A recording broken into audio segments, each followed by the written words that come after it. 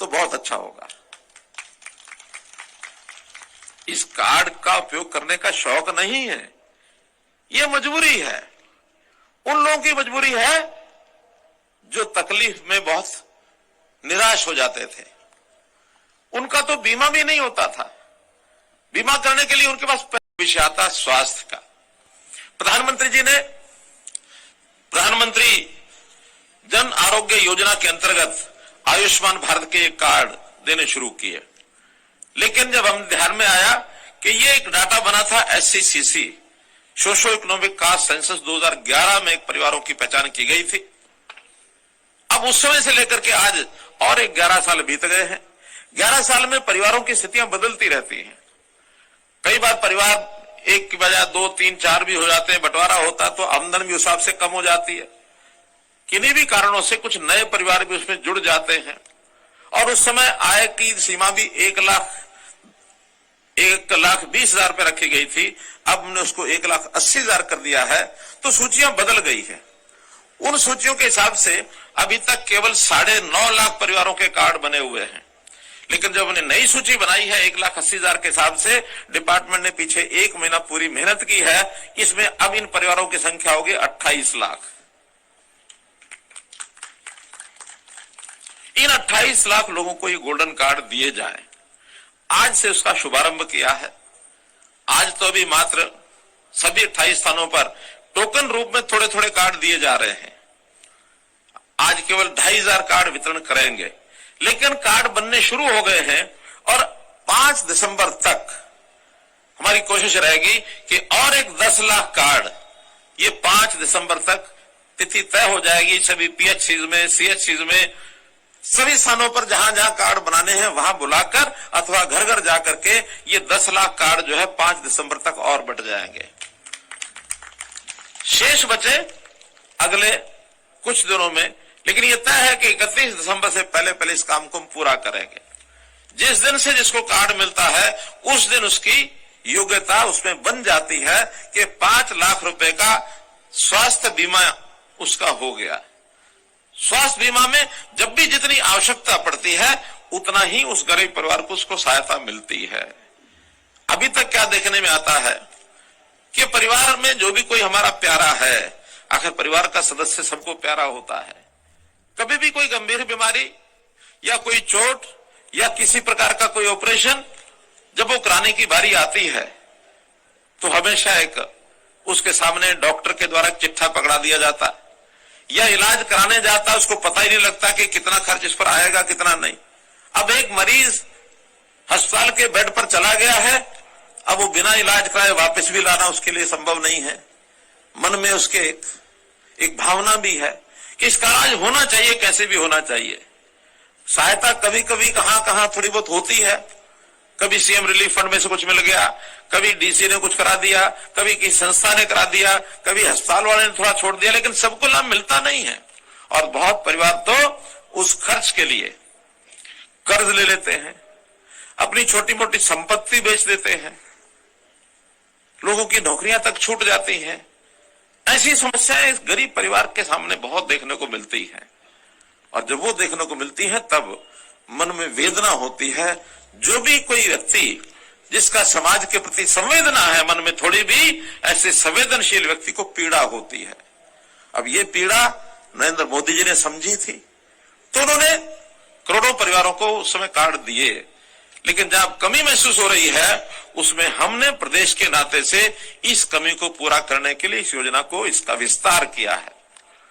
और इस विस्तार के अंदर इस योजना का जो नाम रखा है हमने वो भी Chirayu Haryana.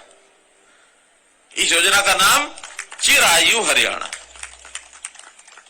Comprehensive health insurance of Antyodaya units. नाम भले अंग्रेजी का है लेकिन उसकी हिंदी निकाली है चिरायु। तो ऐसी इस योजना का लाभ अब 9 लाख की बजाय 28 लाख परिवारों को मिलेगा। ये भी ठीक है, केंद्र सरकार की ओर से जो निश्चित लाभ पहले से हमको इसमें रिइंबर्समेंट हो रही है 60% की, वो तो उतनी होगी। शेष खर्च हरियाणा सरकार अपनी ओर से करेगा, लगभग 500 करोड़ रुपया साल का इसमें हमारा अलग खर्च होगा। लेकिन इसमें कठिनाई नहीं है, मुझे मानेसर के, गुरुग्राम के लोगों से इस बात को साझा करते हुए कहीं कोई आपत्ति नहीं है कि हरियाणा सरकार आज आर्थिक दृष्टि से बाकी जितने बड़े प्रदेश हैं उन सब प्रदेशों में आज नंबर 1 स्थान के ऊपर है। हमारा राजस्व भी पर्याप्त है, हमारे खर्चे भी उस हिसाब से होते हैं, हमारे पर कैपिटा इनकम वो भी देश के बड़े राज्यों में सबसे ज्यादा है। इसलिए हम उसी नाते से लोगों को सहायता का दायरा भी अपना बढ़ा सकते हैं। हमने जितने लाभ दिए हैं वो सबसे ज्यादा लाभ हमारे हरियाणा में होते हैं। बल्कि एक समस्या आ गई है, आसपास के जो प्रदेशों के बॉर्डर जिलों के लोग हैं वो लाभ अपने प्रदेशों में ना उठा करके हमारे प्रदेश में आके उठाते हैं। जैसे ओल्ड एज पेंशन हरियाणा में 2500 रुपया महीना किसी प्रदेश में नहीं है। हमारे पड़ोसी प्रदेशों में चाहे वो पंजाब हो, चाहे उत्तर प्रदेश हो, चाहे दिल्ली हो, चाहे राजस्थान हो, किसी में भी इस प्रकार का लाभ नहीं है। लेकिन हमें थोड़ा उसको चेक करना है कि हरियाणा सरकार की जिम्मेवारी केवल हरियाणा की जनता है। तो हमने ये परिवार पहचान पत्र बनाया। उसका एक बड़ा कारण ये भी है कि हमको तय हो कि जो हरियाणा का निवासी है, हरियाणा का नागरिक, उसको सारे लाभ मिलेंगे। बाहर का व्यक्ति गलत ढंग से लाभ उठाएगा तो उसका नुकसान भी हमारे यहाँ की गरीब जनता को होगा। तो इस नाते से इस योजना पर हमने काम करना जो शुरू किया है, तो हम इतना ही इसमें आगे बात जो ध्यान में आती है कि इसका लाभ जो उठाने वाले लोग हैं उनकी संख्या 28 लाख जैसे मैंने बताया है, बल्कि मेरे पास तो 28,89,000 है, अर्थात लगभग 29 लाख है। ऐसे ही 715 अस्पताल इसमें सूचीबद्ध किए हैं जहां से इलाज करवा सकते हैं। लगभग 1500 बीमारियां उसकी एक सूची बनी है जिसका इलाज वहां हो सकता है। 539 निजी अस्पताल हैं, 176 सरकारी अस्पताल हैं। एक विशेष बात इसके अंदर यह है कि पहले इसमें दिव्यांग बंधुओं का इलाज उसका स्कोप नहीं था। अब दिव्यांग का भी कोई इलाज कराना है वो भी हमारी इस योजना के अंदर के दिव्यांग बंधु भी अपना जाकर के इलाज वो सब करा सकते हैं। मित्रों, अंदर ये परिवार पहचान के साथ लगभग 59 ऐसी जो सेवाएं हैं जो लोगों को मिलती हैं, घर बैठे मिलती हैं, उनको इनके साथ जोड़ दिया है। अब उन योजनाओं के लिए आपको केवल सरल केंद्र पर जाना है और सरल केंद्र पर अपने आप अपनी एप्लीकेशन वहां हम दे देंगे तो घर बैठे उसका लाभ आपको मिलेगा। जैसे राशन कार्ड है, बीपीएल के राशन कार्ड के लिए पहले दल दल घूमना पड़ता था, सिफारिश लगानी पड़ती थी, हमारा पीला कार्ड बनवा दो, पीला कार्ड बनवा दो। अभी जिनकी आय 1,80,000 से नीचे है और जिनके कार्ड पीले नहीं बने हुए हैं, अब अगले कुछ महीनों में उनके घर वो कार्ड पहुंच जाएगा। 2 जिलों में तो पहुंचाए जा चुके हैं। लगभग 40,000 के आसपास कार्ड ये पहुंचे हैं कुरुक्षेत्र जिला में और 45-46,000 कार्ड ये सिरसा जिला में। बाकी जिलों में शुरू करने वाले हैं कि हमारा जो विभाग है डिपार्टमेंट फूड एंड सप्लाई, जिनकी इनकम 1,80,000 से नीचे है, हाँ, इसका वेरिफिकेशन होता है। बिना वेरिफिकेशन के अगर किसी का गलती से भी कार्ड पर आय यानी कम लिखवा ली किसी ने है ज्यादा, तो ये सहायता उससे वापस भी ली जाती है। और किसी की आय है तो कम, लिखी ज्यादा कही है, तो वो अपनी आय को ठीक कराने के लिए जो एडीसी है हमारे एडिशनल डिप्टी कमिश्नर, उनके ऑफिस में जाकर के एक छोटी दरखास्त देनी है। हम कोशिश करेंगे कि उसकी शिकायत भी ऑनलाइन हम ले लें। गलती मनुष्य से हो सकती है, सर्वे करने वाले, वेरिफिकेशन जांच करने वाले, कहीं गलती हो सकती है, लेकिन ये रेगुलर नियमित चलेगा। किसी की आय ज्यादा है, कम हो गई तो भी उसका उस कैटेगरी में नाम आ जाएगा।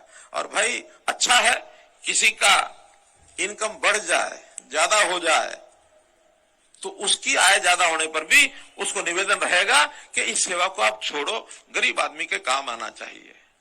बल्कि मैं तो ऐसा आदमी हूं कि मेरी इच्छा रहती है बीपीएल के कार्डों, बीपीएल की जो लेवल है उसमें जितने आज लोग हैं धीरे धीरे ये कम होने चाहिए। हमको बढ़ाने का शौक नहीं है, हमको तो उन लोगों की आमदन बढ़ा करके उनको ऊपर ऊंचा उठाने की जरूरत है। अंत्योदय यही है, यही अंत्योदय है। आज 1,80,000 मानो 28 लाख परिवार हैं। अगर मान लो 2 साल के बाद हम दोबारा से इसका हिसाब लगाए और 28 के बजाय 25 लाख परिवार हो जाए तो आमदन बढ़ गई है। जिनकी आमदन बढ़ी है वो अपने आप भी करा सकते हैं सब कुछ, लेकिन कमजोर व्यक्ति अगर कम रहते हैं, ताकतवर व्यक्ति ज्यादा हो जाते हैं, तो इसका लाभ क्या होगा, इन कमजोर व्यक्तियों को और ज्यादा लाभ दिया जा सकता है, ताकि जल्दी से जल्दी ये भी आगे बढ़े।